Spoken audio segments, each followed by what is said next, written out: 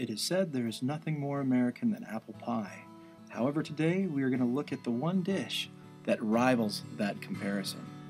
My name is John Sluder, and today we are going to explore the humble beginnings of America's most beloved cookie, the chocolate chip cookie. Once story time is over, we will have a special guest, my brother, Steven Sluder, who is the creator of his own chocolate chip cookie recipe. Steven's chocolate chip cookies have been a homemade hit favorite of our family gatherings, school gatherings, and even some church potlucks. In other words, I will be supplying you, the listener, with the perfect recipe one goes to impress others. History tells us that the creator of the chocolate chip cookie was named Ruth Wakefield. Ruth and her husband Kenneth ran a popular restaurant named the Toll House Restaurant in Whitman, Massachusetts from 1930 to 1967.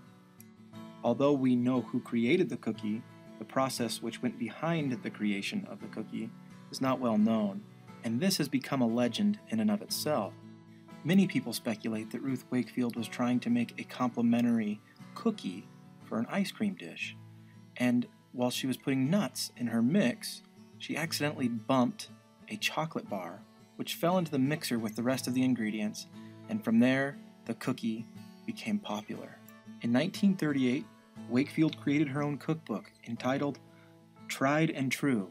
It was this cookbook that hosted the very first chocolate chip cookie recipe ever published. The cookie soon gained popularity. It even became so popular that Marjorie Husted, also known as Betty Crocker, featured it on her own radio program. On March 20th, 1939, for the price of $1, Ruth Wakefield sold her cookie recipe and the Toll House name to the Nestle Corporation. Ruth later reported that Nestle never even paid her that dollar, but instead gave her free chocolate for life and also hired her as a consultant. Ruth and her husband Kenneth continued to run their Toll House restaurant for another 28 years. However, Ruth Wakefield wished to be known for things other than just the chocolate chip cookie. After all, she only invented this cookie as a complement to ice cream. In her cookbook, Tried and True, there are many more desserts that I think also deserve recognition. In 1967, Ruth and her husband Kenneth sold their restaurant, and 10 years later, Ruth would pass away. However, the Toll House restaurant carried on until 1984, when on New Year's 1984, it burned to the ground. Today, a Wendy's is built on its spot, in which houses a special memorial to Ruth Wakefield and the Toll House restaurant. As I have stated before, there are thousands of chocolate chip cookie recipes just floating around out there. So for you to understand why this recipe I'm about to share with you is so great, you first have to understand who the person is that created it. I myself am the youngest child in a family of 6 siblings. I have 4 sisters and only 1 brother. However, what makes us unique is that I was born 9 years after my closest sibling. My next closest sibling is my brother Steven, who is exactly 10 years older than I am. This means that he was the only boy in a family of 4 girls that continued to pick on him for 10 years until I entered the picture in 1990. My brother Steven and I have almost always shared a peaceful relationship. We weren't your typical brothers that constantly punched and kicked each other until they were blue in the face or until mom had to intervene.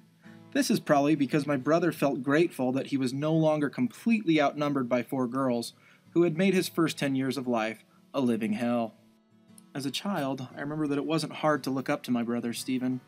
He was always testing something, fixing something, trying something new, taking something apart, learning how it worked, trying to put it back together, usually successful, sometimes not successful at all, however very meticulous in his method.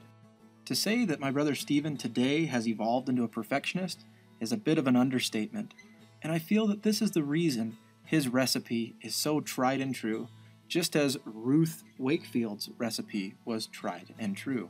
So, without further ado, I introduce you to my brother Steven, the inventor, creator, and engineer of Steven's chocolate chip cookie recipe. So, I've taken this cookie around to different people and tested it in different locations with other people trying it, and they've all told me the same thing. They told me that it's the best cookie that they've ever had. So what is it about your recipe that is unique and makes it better than the others? So I've been making my cookie recipe for about 10 years now. The first couple batches I made weren't that great, and I did some tweaks. I tried different things. The original recipe kind of came off like a food package, but I noticed, it could use a little bit more vanilla, so I added a little bit more vanilla. I learned real quick that if the butter's too soft, that the cookie becomes too gooey and too runny, and it flattens out too much. And so just trial and error and just trying different amounts of ingredient, I kind of tweaked it a little bit from the original recipe to what I make now. And that's kind of how it came about. And as I shared them with my neighbors and my friends, they all told me the same thing. These are the best cookies I've ever had. Yeah, it's really true. Everybody that I've talked to just always gives me the same feedback.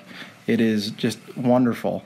So typically you have women that make things like this and bake goods. It's kind of the traditional idea. And so I think it's kind of funny that growing up, me being much younger than you always experimented in the kitchen and stuff from what I can remember.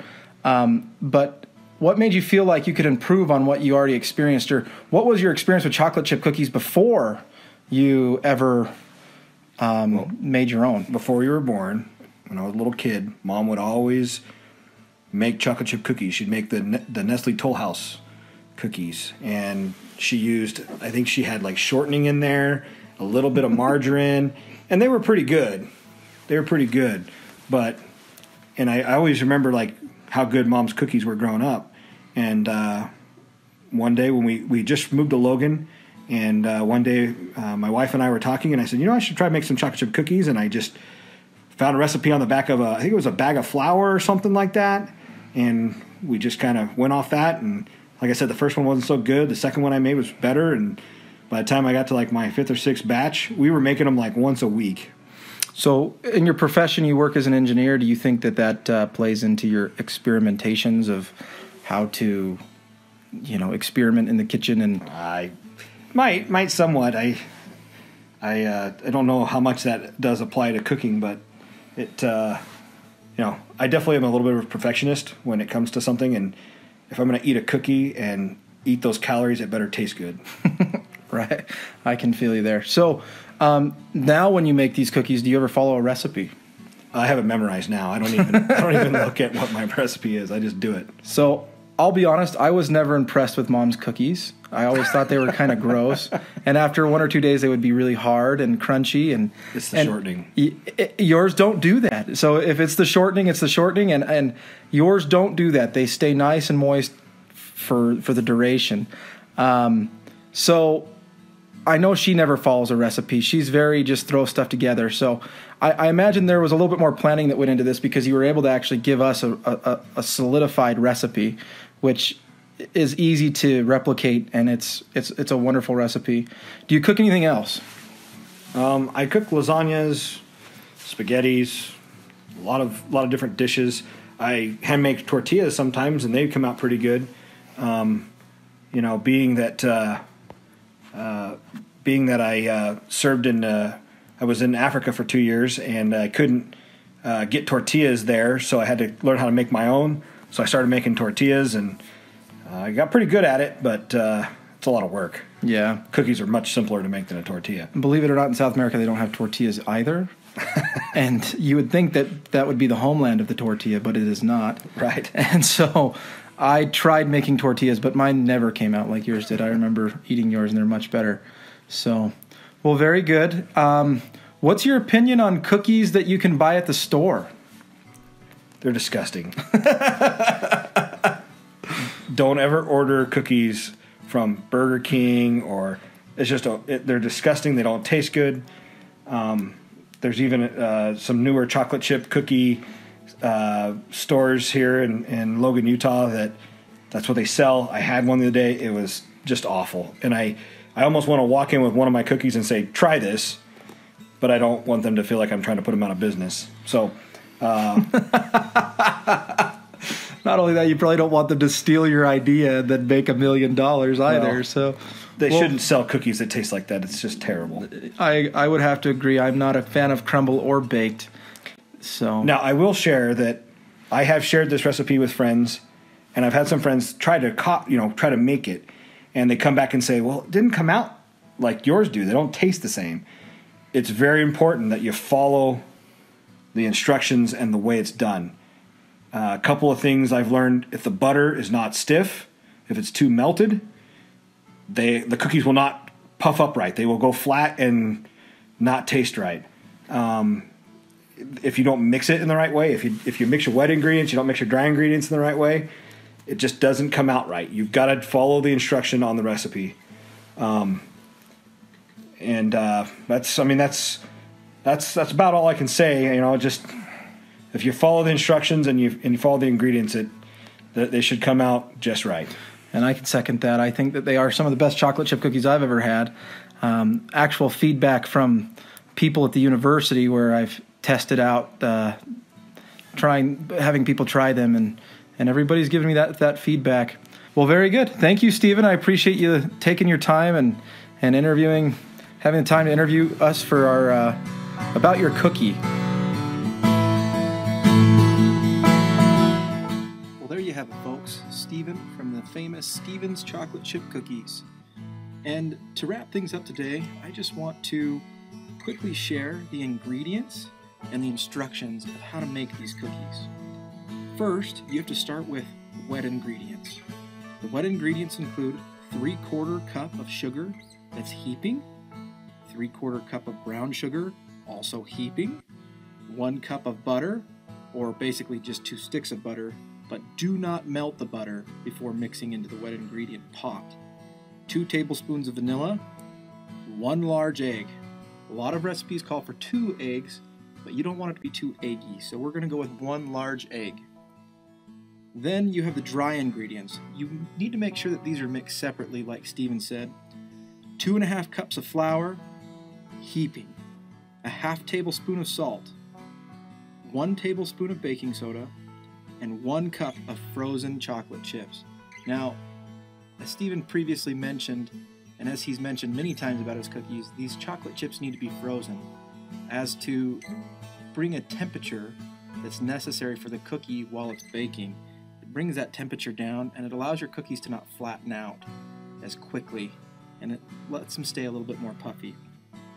The instructions read as follows. Mix all the wet ingredients in a large bowl. Then mix all the dry ingredients in a smaller bowl. Then dump the wet into the dry and continue to mix with a blender. The dough should be the consistency of peanut butter, or maybe a bit thicker. Add chocolate chips, frozen. Once again, I'm going to emphasize the word frozen.